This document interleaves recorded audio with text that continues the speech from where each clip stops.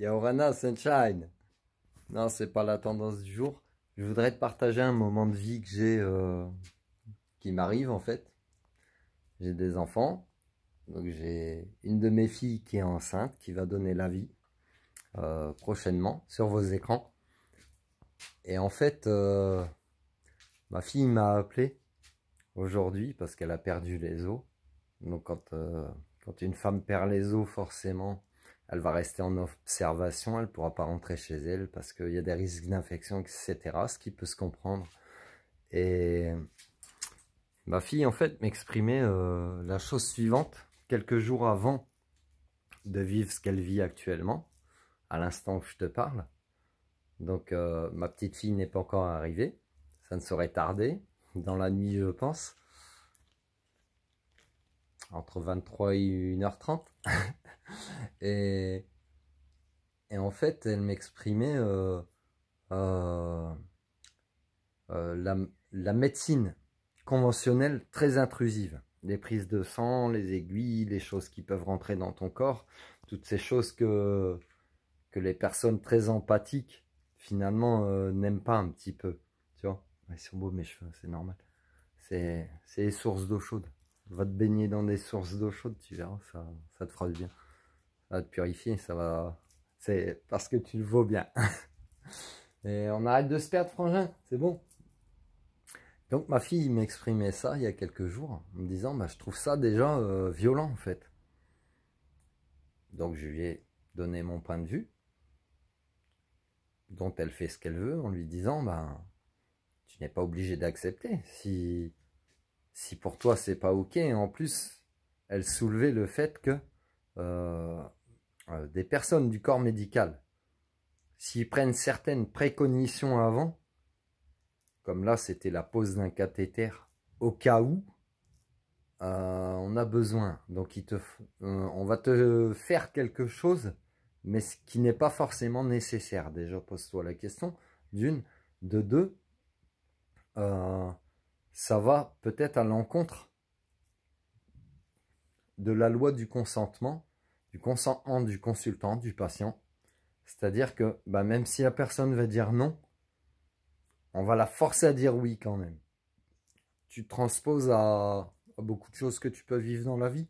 Hein, tu expanses ta conscience. Et donc là, aujourd'hui, ce matin, ma fille a perdu les os, mais se retrouve avec le stress extérieur de toute la famille, etc., puisque les réseaux sociaux accélèrent toutes ces choses, en observation, où tout n'est pas déclenché, etc. Donc le corps médical est revenu vers elle en lui disant, est-ce qu'on peut vous mettre un cathéter? Elle a dit non. Et le corps médical, ils sont revenus à 3 personnes pour faire changer son consentement, en fait. En la mettant en peur, en lui disant, mais oui, mais vous savez, on est un petit peu obligé. Vous savez, s'il se passe telle infection, que des scénarios négatifs, si tu veux. Donc, on a axé sa conscience sur la peur. Donc, ma fille a accepté, mais pourtant, quand elle m'a appelé, elle était en pleurs. Tu sais pourquoi elle était en pleurs? Elle était en pleurs parce que c'est un viol de son consentement, en fait. C'est comme ça qu'elle l'a vécu, comme une injustice. Ça te montre un petit peu. Donc je rejoins ce dont elle me parlait il y a quelques jours avant de finir à l'hosto, pour faire ce qu'elle a à faire. Où on axe ta conscience, on ne respecte pas ton choix. Et des violences obstétricales, parce que je pense que la vidéo, je vais l'intituler comme ça, et ben elles sont déjà présentes dans la manière de faire par le corps soignant, si tu veux. Et c'est pas de la violence physique, c'est aussi de la violence psychologique. Quand on met un consultant, un patient, quand on l'amène dans un terrain de peur, alors qu'en fait, elle soulignait aussi ma fille, ben, s'ils ont peur, c'est qu'ils ont peut-être pas confiance en eux, ou même s'il y a un moment de stress, ça veut dire qu'ils seront tellement stressés qu'ils ne seront pas opérationnels pour faire ce pourquoi ils sont payés. Tu comprends? Alors qu'en fait, si tu es dans ton mood si tu es dans ton fonctionnement, etc., peu importe tout ce qui va se passer autour de toi, tu es opérationnel pour faire ce que tu as à faire. Ok? C'est une forme de méditation, ça. Quand tu es dans cette forme de méditation-là, bah tu es imperturbable, en fait. Tu es imperturbable. Tu comprends? À moins que la seule chose qui peut te perturber, c'est la conscience d'un danger immédiat, etc. Mais là, c'est juste la précognition et le ressenti que j'ai eu aussi, c'est de se rassurer, comme elle m'a dit ma fille, de se rassurer d'un manque de confiance en soi quand il y a un moment de stress. J'ai un tel boulot, ok, mais je sais pas gérer le stress en fait. C'est ça que ça montre. Donc tu as peut-être des gens, attention, hein, la vidéo elle n'a pas pour but de faire démissionner des gens de leur corps, etc. Médical, machin, ou de critiquer, mais peut-être d'axer la conscience sur la confiance en soi, où c'est pas parce que vous les soignants, vous allez vivre un moment stressant, et j'entends déjà certaines personnes s'offusquer, t'inquiète pas, le soignant, le malade, le retraité, je le côtoie depuis que je suis né, ok? Mais c'est pas parce que tu vas vivre un moment stressant, des moments stressants dans ta vie, tu vas en vivre tout le temps. Et tu vas en vivre souvent. Tu ne seras pas au courant, tu ne seras pas préparé. Et du coup, ça va accentuer ton stress. Et ben, c'est à toi de te connaître toi-même pour savoir comment tu vas gérer ton stress. Et ça, c'est de la confiance en soi. Ok?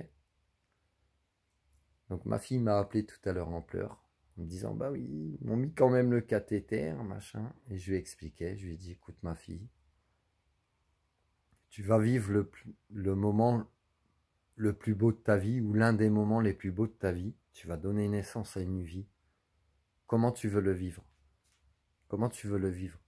Si ton état d'esprit est dans cette tristesse de ce que tu viens de vivre, avec le personnel soignant, si ton esprit est en colère pour certaines choses, si ton esprit est stressé, est apeuré, etc., attristé, comment tu vas vivre l'événement que tu vas vivre? Alors que si tu restes au moment présent et que tu le vis pour toi, pour ton enfant, tu vas le vivre sûrement d'une autre manière. Il y a plein de potentialités.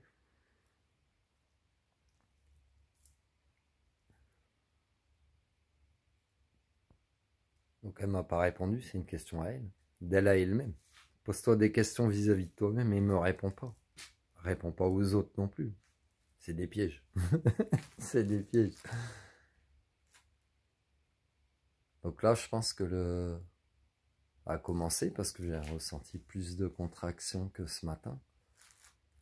Et juste le fait en fait que qu'on s'appelle, ma fille et moi, qu'on s'appelle, qu'on échange sur son ressenti du moment, ça l'a peut-être même apaisé et ça l'a peut-être aidé à se détendre pour déclencher ce qu'elle a besoin de déclencher. Alors que si elle restait stressée, tu veux des scénarios, des potentialités, tu es dans le stress, tu es dans de l'émotionnel négatif, l'accouchement ne se passe pas bien, tu vas passer 30 heures sur la table d'accouchement, voilà, ceci, cela, tu vois, extrapole. Alors que tout est un conditionnement de ton esprit, de comment tu vas réagir face aux situations extérieures qui te sont amenées, et sache que les situations extérieures qui te sont amenées, souvent, vont partir de toi, de ton intérieur à toi, de comment tu auras pensé, comment tu auras eu peur, comment tu auras ressenti, est-ce que tu auras ressenti de la colère, de la rancœur, de la tristesse, de la joie. Et tout ça est lié en fait. C'est ce que je veux te faire comprendre dans cette vidéo, avec d'autres messages. Voilà. Donc peut-être ça parlera aussi, cette vidéo, pour des gens du personnel soignant, que c'est ok. Comme c'est un métier, oui, c'est un métier, c'est une vocation même, de faire du bien aux autres. Mais le fait de vivre et de voir tous les jours certaines choses, peu importe le domaine, te créer une routine ou une habitude. Mais du coup, là, tu es dans l'humain. Tu es dans l'humain, donc est-ce que de voir la souffrance des gens, c'est devenu une habitude? Tu comprends? Est-ce que c'est devenu réellement une habitude à tel point? Oui, c'est une habitude parce que la souffrance sur cette planète, il y en a beaucoup. Mais est-ce que c'est devenu une habitude à tel point que ça a anesthésié ton empathie, ton humanité, ou que tu sais pas te mettre à la place de l'autre? On n'a pas tous la même perception des choses. Ce qui te paraît pas grave pour toi peut être très grave pour quelqu'un. Tu comprends? Voilà. Un petit clin d'œil. Je souligne quand même j'ai beaucoup d'amour pour les personnes altruistes comme ça, qui décident de vouer leur vie au bien-être des autres. Mais même dans le bien-être, parfois, il peut y avoir du mal-être. Et même quelqu'un de très bien intentionné, il peut ne pas se rendre compte qu'il fait du mal à l'autre quand même s'il pense que c'est pour son bien. Prends soin de toi. Love you, sunshine.